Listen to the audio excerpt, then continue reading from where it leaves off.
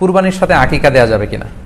এক্ষেত্রে আমরা উত্তরে বলবো যে কুরবানি এবং আকিকা আপনাদের খেয়াল রাখতে হবে যে ভিন্ন দুটি ইবাদত।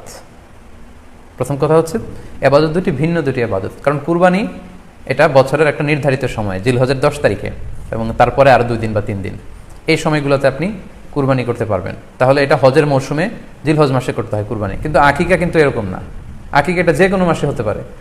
আকিকাটা হচ্ছে নবজাতক সন্তানের ভূমিষ্ঠ হওয়ার পরে শুকরিয়া স্বরূপ আল্লাহর কাছে যে কুরবানিটা করতে হয় সেটাকে আমরা বলি আকিকা। হাদিসে এসেছে আকিকা। তো সেটা হচ্ছে সন্তান কখন ভূমিষ্ঠ হলো সেটার উপর নির্ভর করে। কারো সন্তান রমাদানে হতে পারে, কারো সন্তান জিলহজ মাসেও হতে পারে, শাওয়ালে হতে পারে, রজাবে হতে পারে। বাচ্চা যেদিন জন্মগ্রহণ করবে সন্তান ভূমিষ্ঠ হওয়ার 7 দিন পরে। তাহলে ভিন্ন দুইটা ইবাদত, দুই সময়ের ইবাদত। নাম্বার 2, আকিকার ক্ষেত্রে আল্লাহ রাসূল সাল্লাল্লাহু আলাইহি ওয়াসাল্লাম বলেছে আনিল গুলামি শাতান ওয়া আনিল জারিয়াতি শাত, অর্থাৎ ছেলে হলে 2টি ছাগল দিয়ে আকিকা করো, এবং যদি মেয়ে হয় তাহলে 1টি ছাগল দিয়ে আকিকা করো। তো সেক্ষেত্রে কুরবানিতে কিন্তু এরকম বিধান নেই।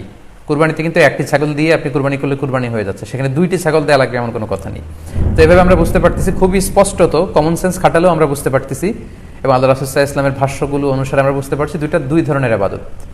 যদিও এই 2 ইবাদতে কিছুটা মিল আছে, কিন্তু 2 সময়ের ইবাদত, আলাদা 2টি উপলক্ষ, 2টার আলাদা নির্ধারিত সময় রয়েছে। যেমন আকিকার ক্ষেত্রে সুন্নাহ হচ্ছে বাচ্চা যেদিন জন্মগ্রহণ করবে তার 7ম দিন শেষে 7 দিন পরে আপনি আকিকা করবেন। আল্লাহ রাসূল সাল্লাল্লাহু আলাইহি ওয়াসাল্লাম বলেছেন কুল্লু গুলামিন মুরতাহানুন বিআকিকাতিহি তুযবাহু আনহু ইয়াওমা সাবিহি, প্রত্যেক সন্তানের আকিকা দিতে হয় তার 7ম দিনে, ওয়া ইউহলাকু ওয়া ইউসাম্মা, এবং 7ম দিনে মাথার চুল ফেলে দিতে হয়, তার সুন্দর একটি নাম রাখতে হয়। তাহলে আকিকার বিধান হচ্ছে সম্মানিত শুধু সন্তান জন্মগ্রহণ করার 7 দিন পরে। আমরা বুঝতে পারলাম আল্লাহ রাসূল সাল্লাল্লাহু আলাইহি ওয়াসাল্লামের ভাষ্য অনুযায়ী, কথা অনুযায়ী, কওল অনুযায়ী। এবার যদি আমরা আল্লাহ রাসূল সাল্লাল্লাহু আলাইহি ওয়াসাল্লামের আমল দেখি, ওনার ব্যক্তিগত আমল কি ছিল, সেক্ষেত্রে আমরা সহিহ ইবনে হিব্বানের একটি হাদিস উল্লেখ করব, যেটিকে ইবনে হাজার আল আসকালানী উনি ওনার ফাথুল বারিতে সহিহ হিসেবে উল্লেখ করেছেন।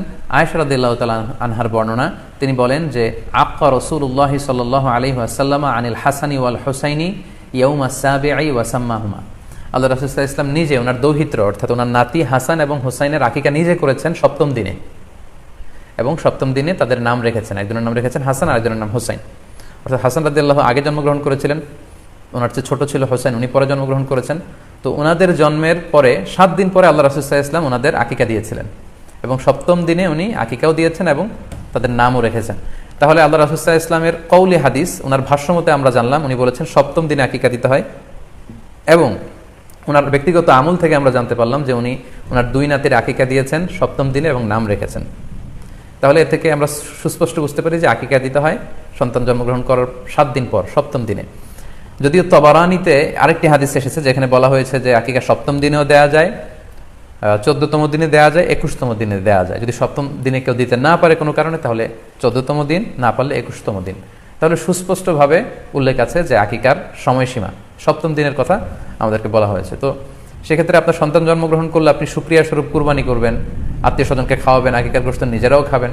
তো এটা যদি আপনি কুরবানির জন্য রেখে দেন তাহলে তো সন্তান দুনিয়াতে আসার এই আনন্দটা থাকে না। একজন যখন সন্তান পায় সে কেমন যেন আকাশের চাঁদ হাতে পায়।